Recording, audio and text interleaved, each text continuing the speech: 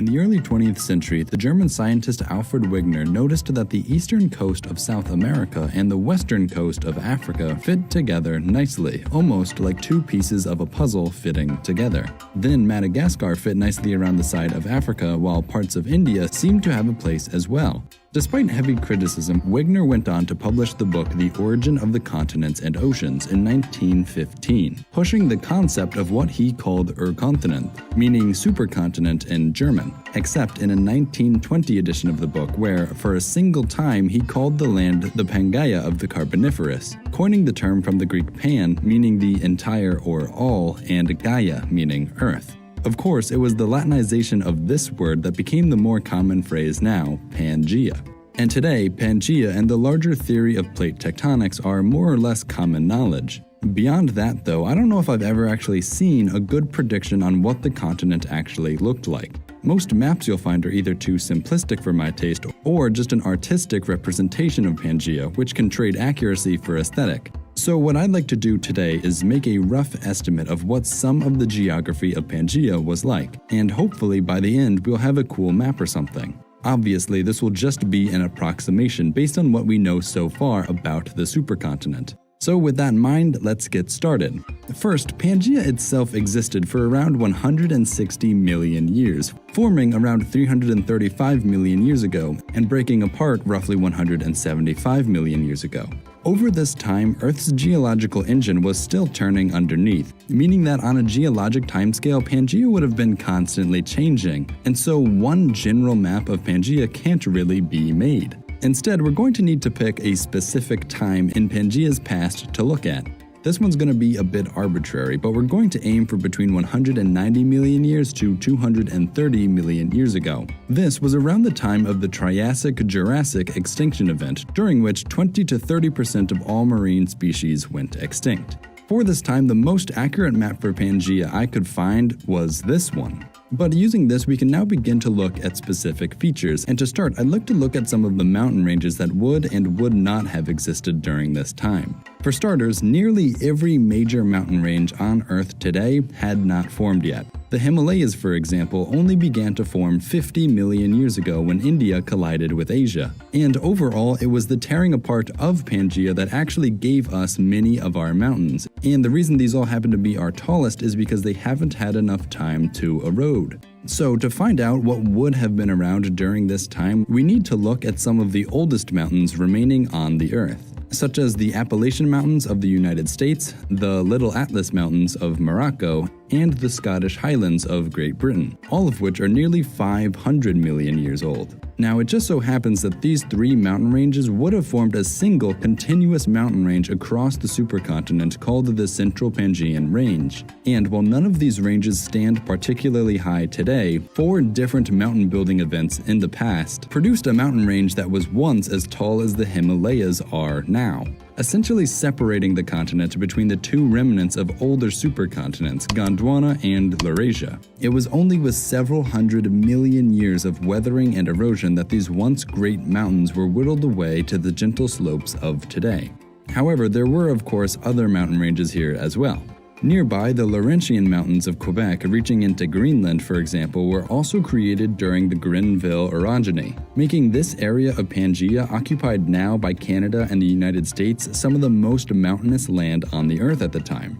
Then there was the Guiana Shield, a series of mountains and highlands in South America with a history that extends back nearly 1.7 billion years, though you can just barely make it out on modern elevation maps of the region. We also would have seen some of the earliest mountain building in the Andes with the start of the Andean orogeny. These would have been just the beginnings of mountains, however, and nothing like what they are now. Then, as the lower section of Pangea, what was previously Gondwana, began to tear itself apart, splitting Africa from South America, mountains were created around the divide, resulting in the mountains of eastern Brazil and western Africa. South Africa is actually where many of the world's oldest mountain ranges are today, with the oldest being the Makonjwa Mountains. Lastly, I want to talk about the Verskyn orogeny, which was another substantial mountain building event that led to the growth of the Alps and the Pyrenees in Europe and spread all the way out to the Ural Mountains of Russia and the Tian Shan Mountains of Central Asia. as well as many other mountain ranges sprawling all the way to the far coastal Primorye region, also in modern-day Russia. This places mountains roughly along these lines on our map of Pangea, and with that, we finished making the important mountain ranges at the time. After mountains, next I'd actually like to talk about the ocean. First, there was the Panthalassa Ocean, the ocean which encompassed most of the world, with its name literally translating into the All-Sea in Greek. And then we'd get the beginnings of the Tethys Ocean, if considered separate from the Panthalassa Ocean. And this body of water would have been around 60 million square kilometers, a bit smaller than the Indian Ocean today, but still much larger than the Arctic Ocean. What I'm interested in, however, isn't the size of these oceans, but how the ocean during this time would have influenced the climate and ecology of the land. I don't think anyone will be surprised to hear that the ocean can affect climate in multiple different ways. In terms of rainfall, lands directly beside the ocean will typically experience greater amounts of it, while the continental interiors, the lands furthest from the ocean, will become increasingly arid. We can see a similar effect taking place across Central Asia today, where due to its remoteness, a band of dry regions can be found crossing nearly the entire body of Asia. But I wish it were that simple. The thing we really need to look at is ocean currents, or how the waters of the ocean would have circulated around the world during this time. Now, there isn't really great fossil evidence for what ocean currents would have been like, so there's nothing really tangible for us to go on. But we still know how the Earth was rotating, basically the same way it does now. And because of this, we know that the wind patterns across the Earth would be virtually the same as they are now, meaning they'd look like this. Now, it's the winds that push surface waters around, so knowing these winds, we can reconstruct a general schematic for water circulation, at least at the surface. First, by the equator, both winds from north and south push the water in a westerly direction, creating an ocean current moving to the west across equatorial waters. Because it's at the equator, these waters will also be warm water currents, which will be important later. This equatorial current would continue flowing westward from the Panthalassa Ocean, pushing warm water into the Tethys until it reached land. Where this happened, the waters would have been diverted around. In the northern hemisphere, this sends water upwards and eventually back out, cooling down in the process. In the south, well, a similar thing happens as the water deflects and cools down a little before getting sent back east. Tracing these water movements onto the other side of the continent, we'd still have that westward moving current at the equator due to the trade winds. In the north, this current would have mostly deflected downward, with some of it straying into this northern inland ocean area. The downward flowing waters would begin warming back up, eventually joining the equatorial current, completing the northern ocean gyre. In the south, the current would have to travel a bit further until it came into contact with this shoulder of land. Here, the waters would divert around as well, with some of them traveling back up north, again warming in the process. And then some of the water would also divert to the south and travel as cold water across the southern end of Pangea until joining with the currents here and keeping on eastward, completing the southern ocean gyre. And there you have it, a basic illustration of what the ocean currents that interacted with the lands could have looked like. Lastly, and I'm not going to really explain why, there would have been a yearly equatorial monsoon season, blowing great amounts of rain from the Panthalassa into the Tethys, inundating many of the lands surrounding the Tethys Ocean with great amounts of water. Knowing these simple characteristics about the Earth and its ocean at this time, we're almost ready to start figuring out the land cover. But before we do that, we need to know how different the conditions of the Earth would have been compared to what they are now. Firstly, 200 million years ago, average carbon dioxide levels would have been around 1,850 parts per million in the atmosphere, compared to 400 parts per million we're hovering at today. Meaning the CO2 concentrations around this time would have been about 5 times greater than what it is today, and 6 times greater than what it was before the Industrial Revolution.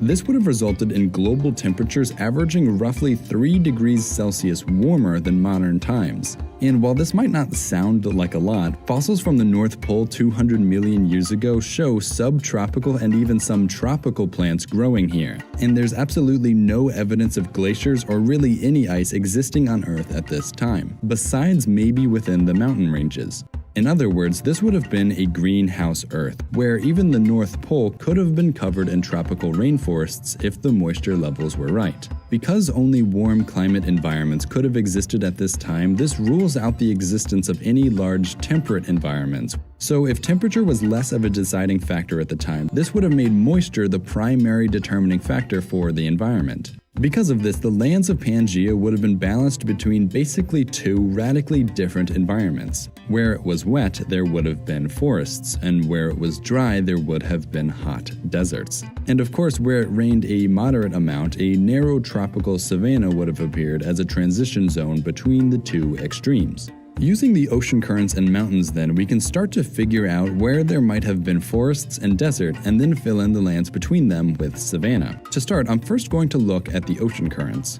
Cold water evaporates very little, producing very low levels of moisture in the atmosphere, which in turn produces only small amounts of rain. So beside lands with cold currents running along them, I'm going to put deserts. Inversely, where the surface waters are warm, evaporation occurs more readily, filling the air with moisture which eventually falls back to the surrounding earth as rain. So wherever warm waters flow beside the land, I'm going to make into forest. These trends still clearly exist to this day, by the way, like off the coast of California where cold ocean water moves, turning the land here pretty arid and creating environments like the Mojave Desert. While on the other side of the US, warm Atlantic waters flow up from the Caribbean, resulting in a much more humid eastern United States. This is also true for South America, Africa, and Australia.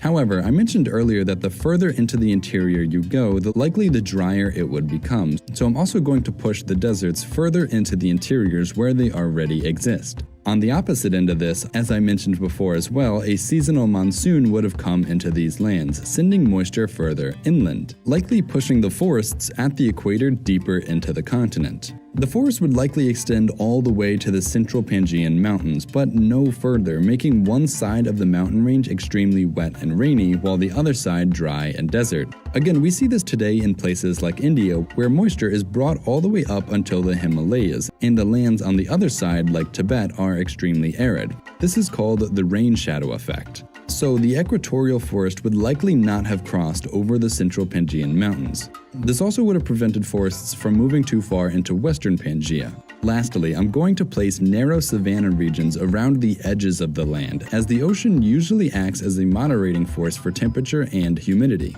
So in the end, we get a map that looks like this. And using this, I can use satellite maps to add a little texture, and that's about as good of a map as I can create without any more information. And the only better method I can come up with is to collect all the plant fossils dating back to around this time, determine what type of environment these plants would have grown in, and use them to reconstruct the landscape of Pangea.